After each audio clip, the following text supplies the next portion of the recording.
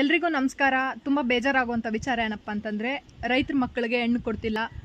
ಇನ್ನೂ ಬೇಜಾರಾಗುವಂಥ ವಿಚಾರ, ರೈತರ ಮನೆ ಹೆಣ್ಮಕ್ಳೇ ರೈತರನ್ನ ಮದುವೆ ಆಗೋಕ್ಕೆ ಮುಂದೆ ಬರ್ತಿಲ್ಲ. ಬಹುಶಃ ಅವ್ರ ಥಿಂಕಿಂಗ್ ಏನಿರುತ್ತಂದರೆ, ಬಿಸಿಲಲ್ಲಿ ದುಡಿಬೇಕಾಗುತ್ತೆ, ಮತ್ತು ನಮ್ಮ ರೈತರು ದಡ್ರು, ಇನ್ನೂ ಏನೇನೋ ಪಾಪ ಮೈಂಡಲ್ಲಿ ಥಿಂಕಿಂಗ್ ಇರುತ್ತೆ. ಇನ್ನೂ ಒಂದು ಭ್ರಮೇಲಿ ಬದುಕ್ತಾ ಇರ್ತಾರೆ ಅವರು. ಐ ಟಿ ಕಂಪ್ನಿಗಳಲ್ಲಿ ವರ್ಕ್ ಮಾಡೋರನ್ನ ಲಕ್ಷ ಸಂಪಾದನೆ ಮಾಡೋರನ್ನ ಮದುವೆ ಆಗಬೇಕು ಅಂತ. ನಮ್ಮ ರೈತರು ಬಿಸಿಲಲ್ಲಿ ಕೆಲಸ ಮಾಡಿನೇ ಲಕ್ಷ ಸಂಪಾದಿಸ್ತಾರೆ. ಐ ಟಿ ಕಂಪ್ನಿಗಳಲ್ಲಿ ಕೆಲಸ ಮಾಡೋರು, ಒಂದು ವಿಡಿಯೋ ನೋಡಿದ್ದೆ, 5 ಹಸು ಕಟ್ಕೊಂಡು ಹಸುಗಳಲ್ಲಿ ಕೆಲಸ ಮಾಡಿದ್ರೆ ಆರೋಗ್ಯ ಚೆನ್ನಾಗಿರುತ್ತಂತ ಐ ಟಿ ಕಂಪ್ನಿಯಲ್ಲಿ ಕೆಲಸ ಬಿಟ್ಟು ಬಂದಿರೋರು ಕೂಡ ಇದ್ದಾರೆ.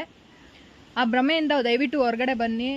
ನಮ್ಮ ರೈತರಿಗೆ ತುಂಬ ತಾಳ್ಮೆ ಇದೆ, ಪ್ರೀತಿಯಿಂದ ನೋಡ್ಕೊತಾರೆ. ನಮ್ಮ ರೈತರನ್ನ ಮದುವೆ ಆಗಿ ಚೆನ್ನಾಗಿರಿ ಅಷ್ಟೆ.